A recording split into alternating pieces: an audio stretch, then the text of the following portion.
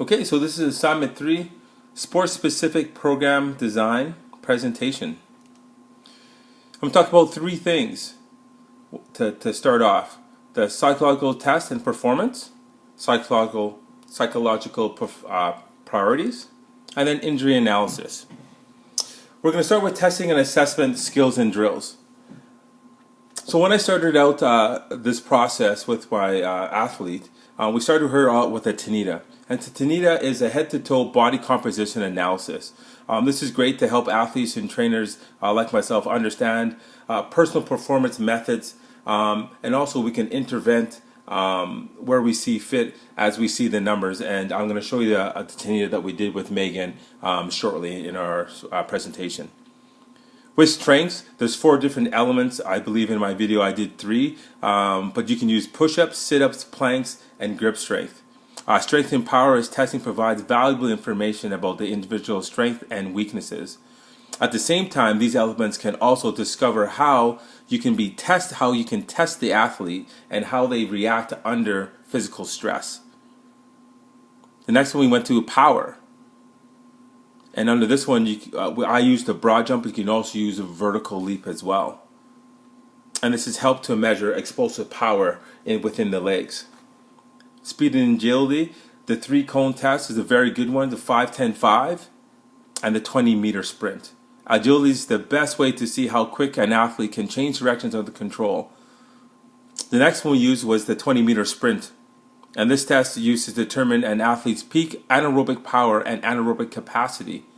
Assessment of the anaerobic performance can provide the coaches with valuable information about the athlete's fitness level, as well allowing them to be monitored throughout their progress. The test scores can be really reliable, and also it can help determine peak anaerobic power, anaerobic fatigue, and total anaerobic capacity. Lastly is aerobic conditioning, and this is the great one. I started using this one this year, and it's the 300-yard sprint. This test determines aerobic capacity and endurance.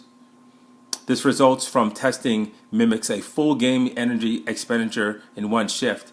Again, this is the reasons why I went to it, because as a basketball coach, I love the aspect of 300 yards because it does make a game as you're running up and down, and that may happen, for a minute, 2 minutes without having a whistle or having a sub.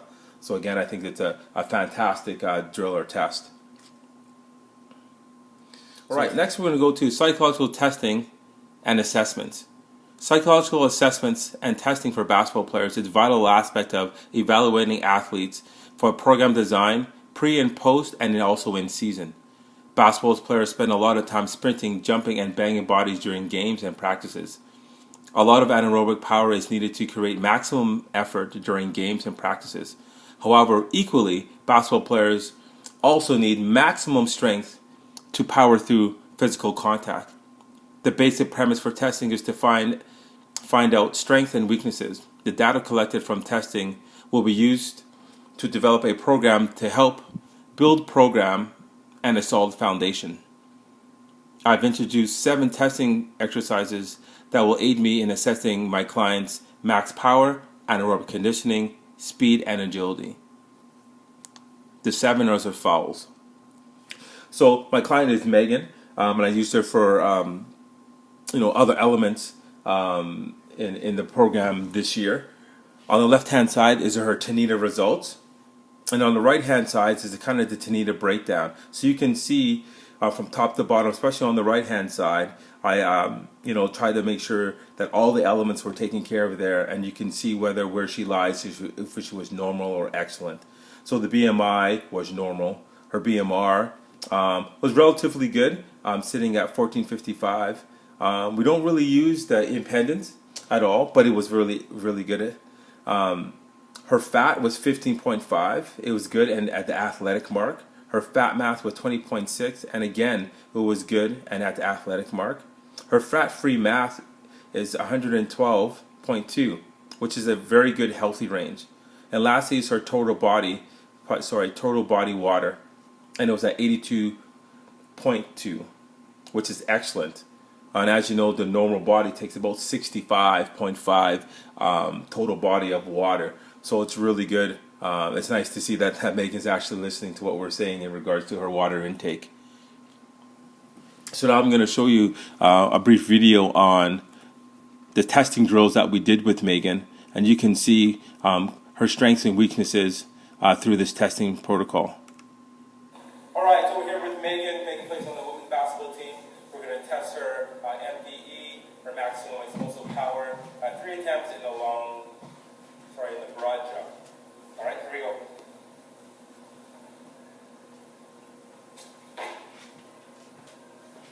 Good, 71. Attempt number 2.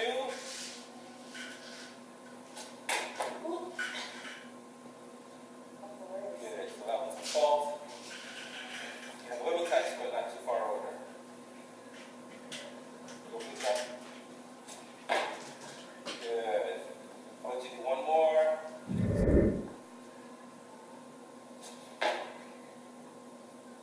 Perfect, good. And her last attempt, she was at 75. Sorry.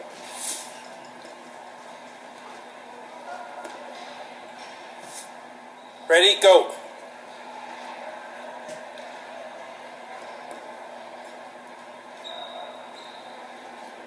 All right, we're test number 3 with Megan. Max sit-ups. So she has to keep her feet on the floor, knees together, hands across her chest, come all the way up. Chest must touch thigh, and then all the way down. Shoulder blades must touch the floor. All right, so again, max sit-ups. All right, ready, Megan? 3, 2, and go.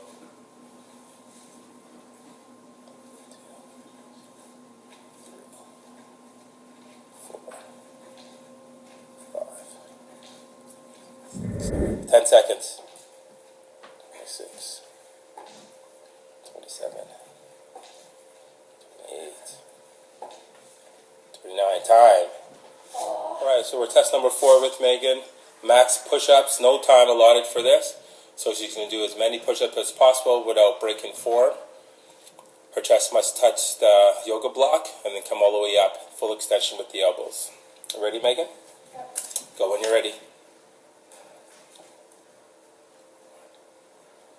2, 3, 4, 5, 6, 7. That's it. Push. 15. Keep going. Keep going. 16. I can't get up anymore. Good job. So we finished the test at 16 full push-ups. This is test number 5. We're doing the plank. The maximum time is 180 seconds, so 3 minutes. Guys, make sure, Megan, that your elbows fall right behind or underneath your shoulders, okay? Make sure your hips are in line with your shoulders, okay? So when you're ready and go up, I'll start the time.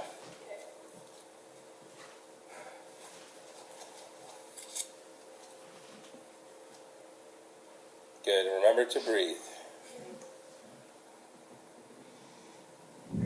Good. Keep pushing, keep pushing. 2 minutes. Breathe.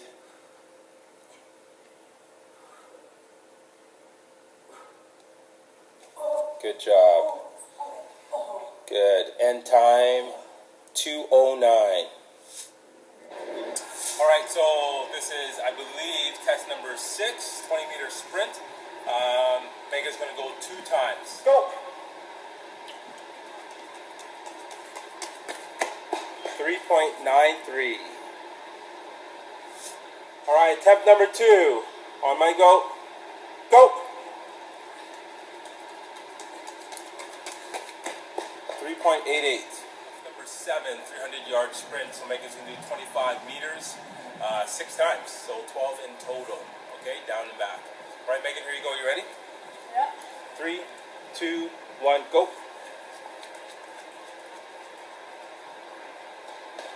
1.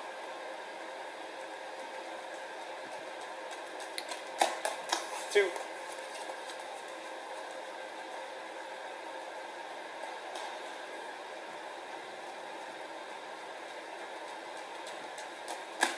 4. Down and back.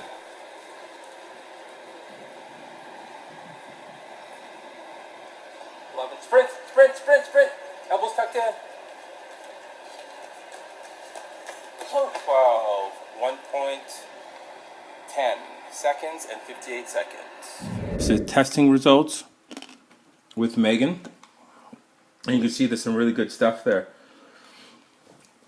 So the psychological priorities are based on the testing results. There's three, and I would order them from top to bottom. So the anaerobic and aerobic power, very essential for the game of basketball.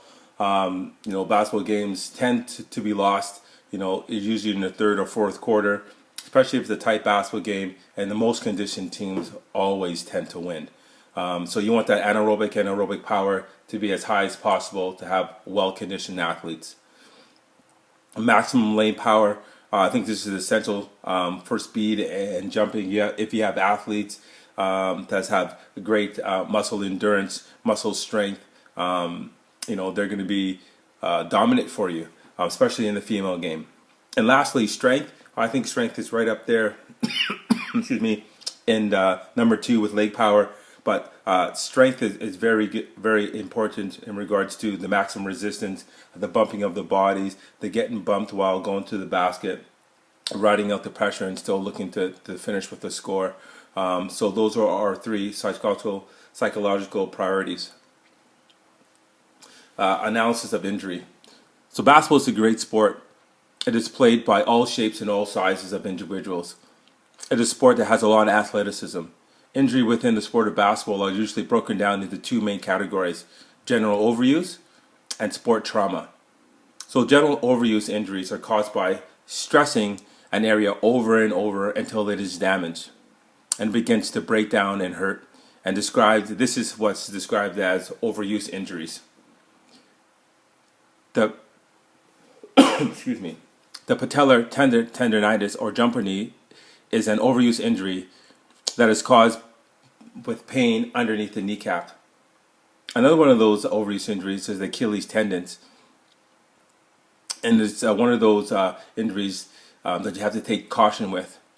This particular injury can quickly turn into a tear and or cause lengthy recovery times. The Achilles tendon connects to the back of the calf and up to the heel bone.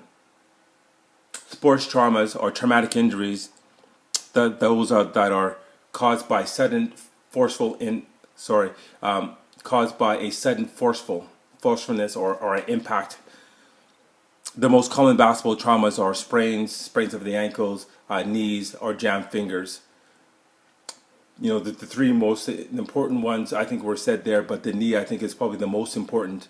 The trauma to the knee can lead to very big sprains, tears in the MCL or ACL. The best practice to keep the body healthy is prevention. Having a solid warm-up, incorporating some kind of knee fit, strengthening exercises or flexibility exercises will help athletes with preparing their bodies for sport. This will aid in injury prevention.